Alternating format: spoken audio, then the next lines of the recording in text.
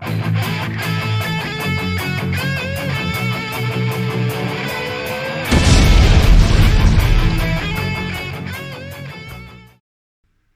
everyone, we're here with second place at the South Island State Championship with the very handsome James Mcintyre.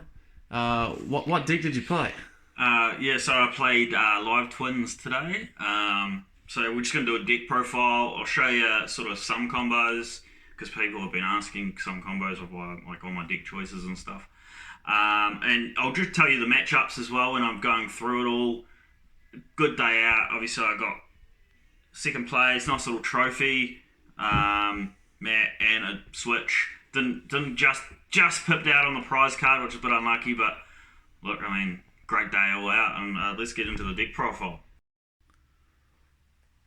Sweet. So, this is my deck. I'll get into some combos as well. I'll start with a list. Let's just get into that.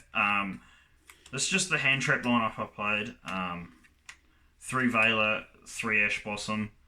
I think that's pretty standard at the moment. I don't see a lot of people run Veiler, but I quite like Veiler. Like, it stops quite a lot of cards at the moment, to be fair. I don't really think enough people play it, but a lot of people are cutting hand traps at the moment, like the Sword Soul and Despiers. So it's good against them, good against like rogue decks and stuff, those help decks that are coming out, like punk decks. I feel like it was the best choice. Scythe. Live Twin is in a really good position because it can still Scythe combo quite naturally. Doesn't take a lot of effort, to be fair with you. I can go over the combo as well because a lot of people have actually asked me what the combo is with the Scythe, so I can show you that combo in a bit.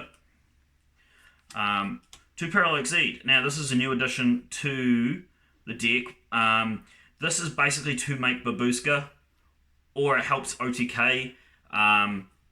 If you have like a clear field, you can put on about 7 damage if you have this and just like a Live Twin and like they're on an empty field, which you can get them on an empty field pretty easy. Just like with your Link 4 and your blue Link so you can clear the field pretty easy and attack 7/7, and then if you have Sunny Trouble on the field, basically they cannot summon 2 monsters and they'll lose the game. So that's pretty big. Or it helps you make Babushka too, so that's awesome. And at the moment, Babushka's super strong in the format where Soul Sword and Despier are quite at large. You know, it basically shuts them off completely, and they need to find an out to it. So it's very, very strong. Now we'll go into the Live Twin stuff. It is pretty standard with the 3 Kiskill, 3 Leela. Pretty standard. They're the best cards to start. 1 card starters for full combo is pretty nice. Have the 1 Big Evil Twin. Obviously this is a brick, but it's so nice to make Sunny just free, like a free removal, so it's very strong. Like I don't feel like you can cut it at the moment. And then we have 1 of each of the extenders. A lot of people play 2, but I think 1 is enough.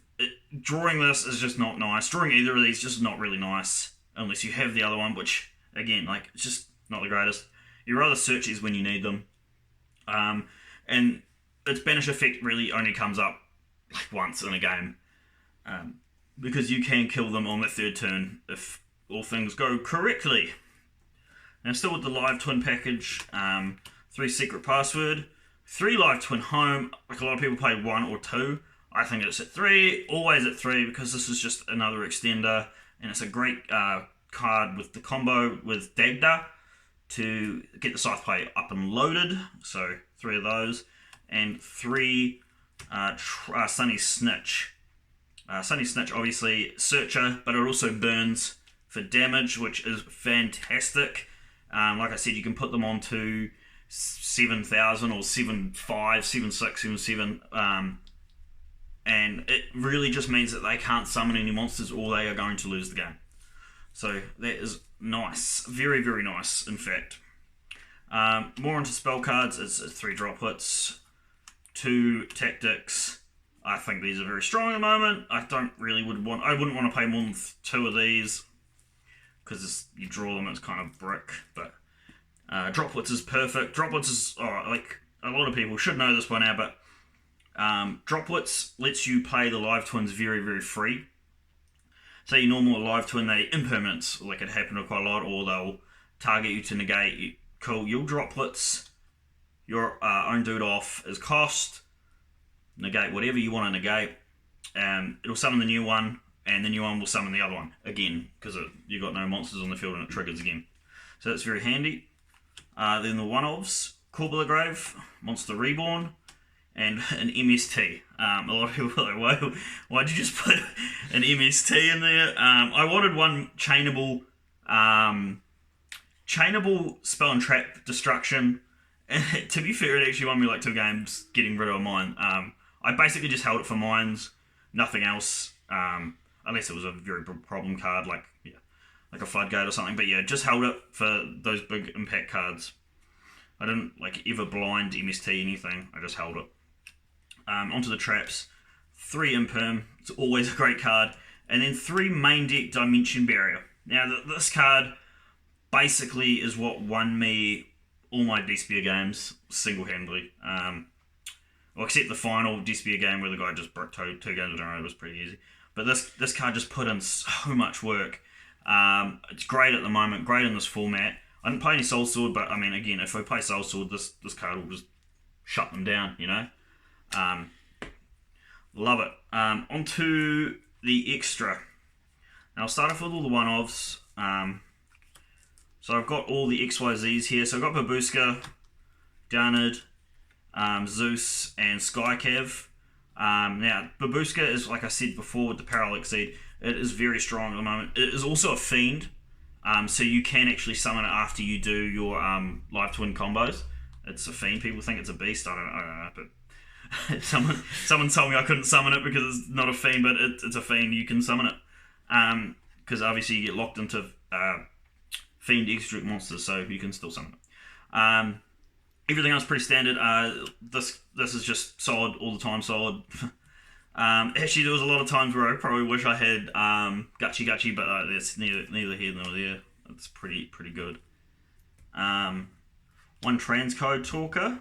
This is basically your OTK on that turn 3. Lets you put on a ton of damage.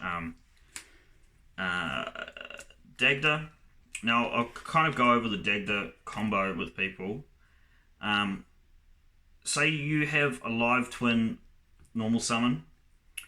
Your normal summon, activate effect, summon another one, make Dagda straight away, and then live twin home.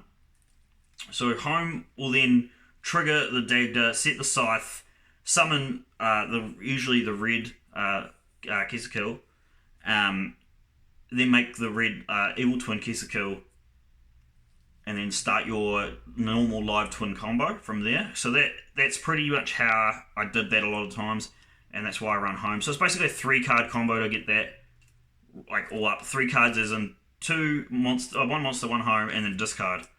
But yeah, it's pretty nice. You recover that card with the draw anyway, so it's pretty nice. Unicorn, just to get rid of things. He's always great, and he's a Fiend, so you can always summon him. And then your Evil Twin link package for the Link 2s. I think it's pretty standard. To be fair, there was a lot of times where I wanted like a Lingaribo, or like a Link 1 of some sort, maybe Almirage or Lingaribo, probably Lingaribo.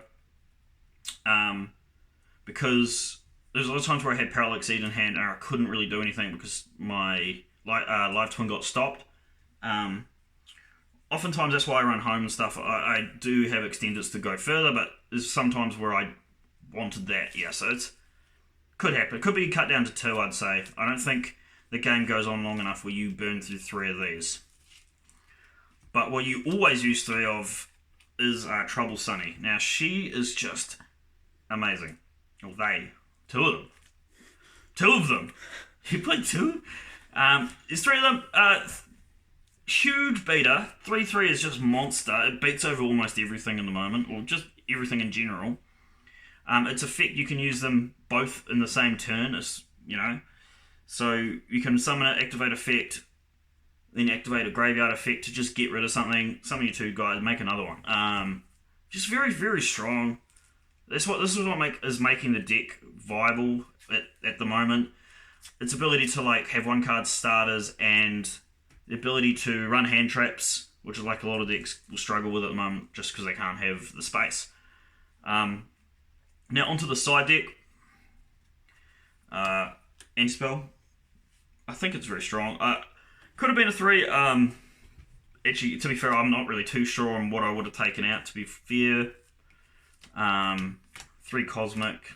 Like, there's a thing with... Well, actually, I'll get another one in a Harpy's Feather Dust. There's a thing with New Zealand meta. It's a lot more chimp. There's a lot more Mystic Mind, especially after that Sky Striker player won the YCS. There's a ton of like striker with like Mystic Minds. It's like, man, I just need something to get rid of that chainable destruction, just to get rid of that. So they are awesome. They're always good. 1 DD Crow. This was kind of just a throw-in. It could have been a 3rd anti-spell. I felt like I needed another sort of interruption against some Despia matches and stuff like that. So 1 DD Crow actually come up once. I was actually quite lucky to draw it. Droll put in so much work. I sided this in basically every game because, man, the amount of decks it kind of just low-key hits. I think it might be almost good enough to main. I'm not sure. I probably need to test more, but man, it just put in so much work. Like I said, I almost sided in every game when I was not going first. 3 evenly matched. Actually it won me a couple of games against monkey decks, so it's always good. It's always not good, like never not good. 2 token collector for Soul Sword, which I never versed. I didn't side in all day. So it was a bit of a waste. There could have been more DD Crows or like something else. So, but that's the side deck. That's the deck in general. Now I'll tell you what I versed. I versed True Draco to start. Round 1 was True Draco. I think I clean 2-0'd him. Basically even match won me that game 2 pretty easily, and I got to start game 1. So that's pretty good. Game 2 was against Despia. Again, D-Barry put in a ton of work, and it just let me win the game very unfairly. Just couldn't do anything at all. So that was very strong. Game 3 was against the guy I actually lost to in the final, playing the Virtual World. He's a very good player. He's a very, very good player. Dragon Doors, he's been to Worlds. He's just a very great player. He knew what he was doing and just flat out beat me. To be fair, the deck has quite a bad matchup against it, I feel. It just can put on a bit too much. And I just got very unlucky as well. He was maining the Beerus, and it really hurt me. And then the next game, I versed... Oh shit, what did I verse? Something. I think I versed Predaplant, which I again lost. I had a pretty bad record actually. X2, I just squeezed in 8th. The only X2 squeezed in 8th. All the guys I either played or versed, like all made at least top 15 or 14. Like, so it was very, very solid. There's one I'm forgetting, which I'm sure he's going to be angry about it, but yeah, sorry. And then the last match was Dynamorphia. Basically, that actually went right down to the wire. I was able to get 2 monsters on the field. He had a summon limit. Get 2 monsters on the field and make a Sky Cav attack. Do nothing, but then I was able to make a Zeus in defense. He had like the whole Dynamorphia stuff, so I couldn't activate effects. And then I had my last card was for a top deck was a Dimensional Barrier. So I was able to just set that, and he went into battle phase to just go for game, and I started battle phase, D-Barrier, and then Zeused him, and he just said he didn't have anything else, so I just won from there. So that was quite good. He didn't have anything else, so I think he got a bit too greedy and overextended way too much, but that's just how it is. And then the finals, I versed like a Punk, Old Lich, Mash, Adventure. Like, it was a very strong deck. I just got very lucky. He kind of misplayed. He went for the Dagda combo to set Scythe, but actually sided out his Scythe for some reason. So we got a bit of a warning for that, but that basically ruined all of his plays, and I was able to win from there. And then game 3, I just had the stones that he couldn't play through.